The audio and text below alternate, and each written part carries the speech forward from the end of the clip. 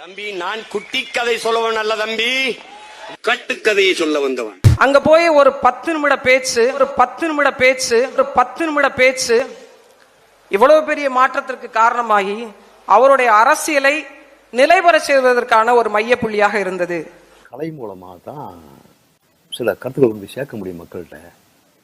அதனால நாடகம், சினிமா இது எல்லாத்துலேயும் நமக்கு பயிற்சி வேணும் அப்படின்னு பயிற்சி கொடுக்கறதுக்காக பாரதிராஜா, மகேந்திரன், சீமான், இன்னும் ஒரு 4-5 பேர்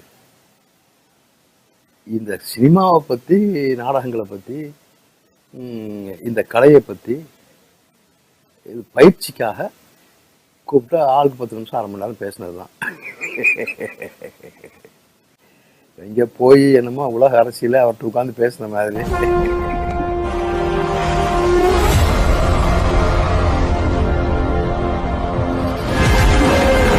டெல்லிக்கு போனோம் நானு, தம்பி பிரபு, எங்க மூத்தவர்.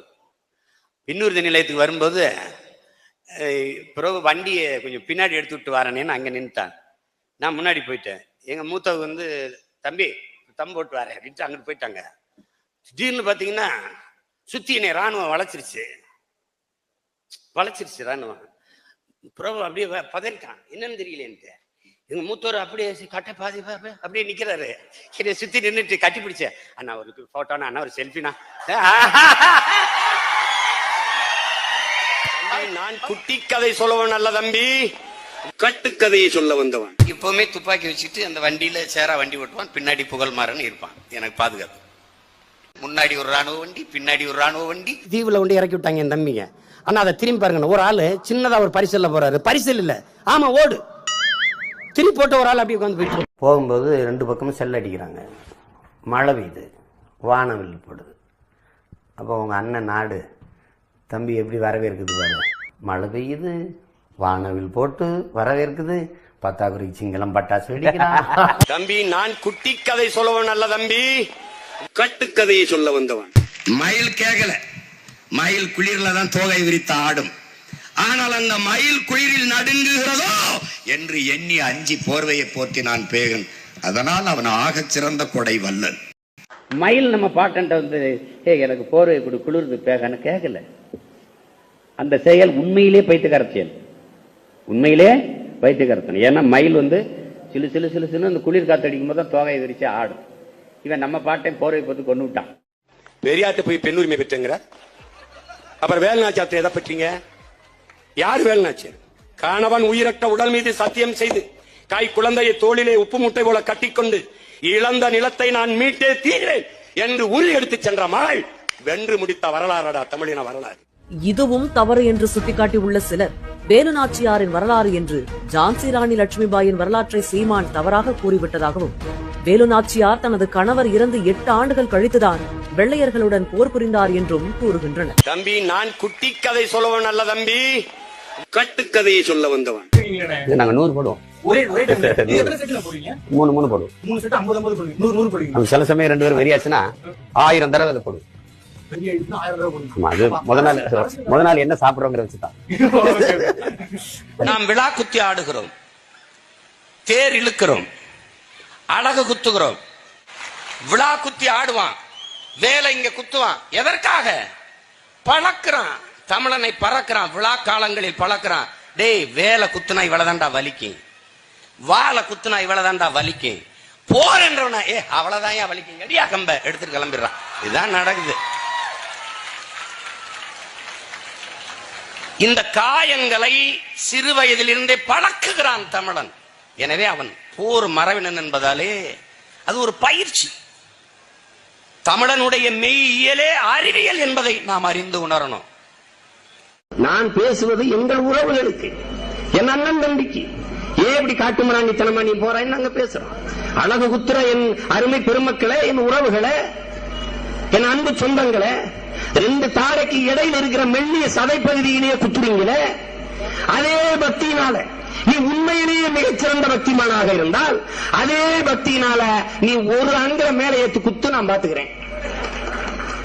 உன்னால முடியுமா?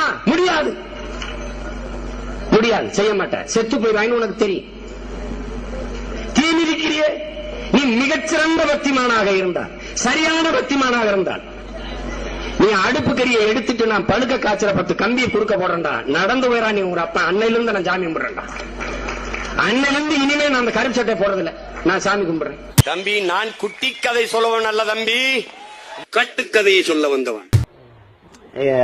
தன் இப்படி போனா எனக்கு தெரியும். நான் சீருடையில இருந்தா யாரும் வந்து என்னை கண்ணு எனக்கு தெரியாதுல்ல. அவரும் ஒரு போராளி இருக்குன்னு விட்டுருவாங்க. முதல் சுடும்போது குறி பார்த்து அந்த படத்தை வச்சிருவோம், சிங்களம் படம் வச்சிருப்போம், அதுல சுடுவோம் அந்த உருவத்தை. அவங்க கடாபி தான் எனக்கு நேரடி, எனக்கு பயிற்சி. கடாபிக்கு எங்க அண்ணன் நேரடி பயிற்சி. உட்காந்துட்டு சுடுறோம். முத நாள் சுடும்போது இப்ப அண்ணன் நடேசன் எல்லாரும் இருக்கிறாங்க.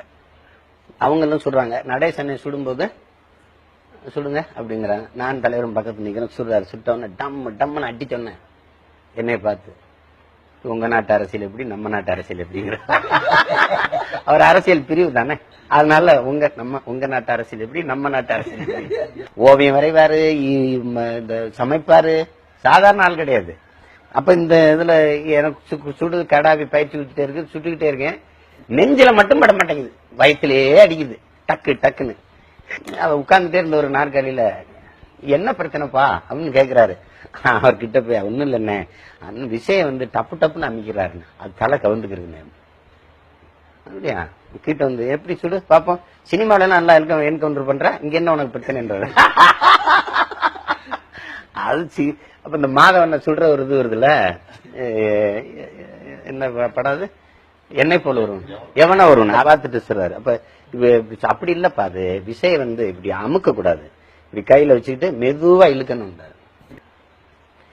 அப்படிங்க வா என் கையை பிடி அப்படின்னு கையை பிடிச்சுக்கிட்டு, நீ என்ன செய்யற 10 நிமிஷத்துக்கு இப்படி மெதுவா, இவ்வளவு வேகம் இல்ல, மெதுவா அப்படி அழைச்சிக்கிட்டே இருந்தாரு. அவர் பாட்டுக்கு இருக்க, நான் அழைச்சிக்கிட்டு, கை வலிக்குதான்னு, வலிக்கும் போது சொல்லுங்க, கை வலிக்குதா அப்படின்னு, வலிக்குது அப்படின்னு, இப்ப கூட அடி அப்படின்னா மெதுவா அப்படி இழுத்தோம்னா டாக்குன்னு வலிக்குது, அவ்வளவுதான். அது அந்த விஷயம் வந்து வேகமா இழுக்கக்கூடாது, மெதுவா இழுத்தா அதுவே ஓடி போய் அடிக்கும். நான் ரொம்ப தூரம் கஷ்டப்பட்டு வந்துட்டேன், இனிமே போகல, இங்கே இருக்கேன் அப்படின்னு. இங்க இருந்து என்ன செய்வேன்னு கேட்டார். இங்க இருந்து நீ என்ன செய்வாய், இங்க இருந்து நீ என்ன செய்வியோ அதையெல்லாம் செய்ய என்னை சுத்தி எத்தனை பேர் இருக்காங்க பாரு. ஆனா நீ அங்க போய் என்ன செய்வியோ அதை செய்யறதுக்கு இங்க ஒருத்தர் கூட இல்ல, அதை புரிஞ்சுக்க, கிளம்பிட்டார். அப்பதான் இப்படி பேசி பேசியே நாட்டை எடுத்துட்டாங்களே என்னன்னா அதுக்கு சொல்றாரு, இப்படி சொல்லக்கூடாதுப்பா, பேச்சும் திரைக்கலையும் ராணுவத்தின் வலிமை மிக்க 2 படைப்பிரிவுகள். அதனால அந்த உறுதியில எங்களுக்கு ஒரு துளி கூட எல்லாமே போயிரும். நின்னு அடிப்போம், என்னடா தம்பி வச்சு செஞ்சு விட்டுருவோம். கூப்பிட்டா ஆளுக்கு 10 நிமிஷம் 1/2 மணி நேரம் பேசினதுதான். இங்க போய் ஒரு 10 நிமிட பேச்சு இவ்வளவு நின்னு அடிப்பேன். என்னை வந்து இவரு கராத்தே சண்டைக்கு எனக்கு போட்டிக்கு அனுப்புவாங்க. ஒல்லியா சின்ன பையனா இருப்பேன். நான் கிரீன் பெல்ட் தான் வாங்கியிருந்தேன். இந்த ரெட் பெல்ட், இந்த பிளாக் பெல்ட் வாங்கணும் தூக்கி என்னோட சண்டை போட விடுவான். முரட்டு ஆளா இருப்பான். பயப்படாம நிப்பேன். ஏறி ஏறி அடிப்பான். நான் அவன் சோற வர இங்கிட்டு அங்கிட்டு ஓடுவேன். நான் பயந்து ஓடுறேன்னு நினைச்சு எல்லாம் கைதிட்டு சிரிப்பான். ஒரு சின்ன பையன் ஜிக்கிட்டான்ட்டு அவன் எச்சவன் அடிப்பேன் பாரு, ஒரே அடி முடிச்சிருவான். அதுக்கப்புறம் எந்திரிக்க மாட்டான். இது சத்தியமா நான் செஞ்சேன். தம்பி, நான் குட்டி கதை சொல்லவன் அல்ல தம்பி, கட்டுக்கதையை சொல்ல வந்தவன். நான் ஒண்ணு கேட்கிறேன், திராவிடம்ங்கிற சொல் ஒரே வார்த்தையில் பதில் சொல்லணும். தமிழா சமஸ்கிருதம்? யார் பதில் யார் சொல்லுவா? நீங்க சொல்லுவீங்களா? அந்த திராவிட திலகங்கள் சொல்வார்களா, திருவாளர்கள் சொல்வார்களா?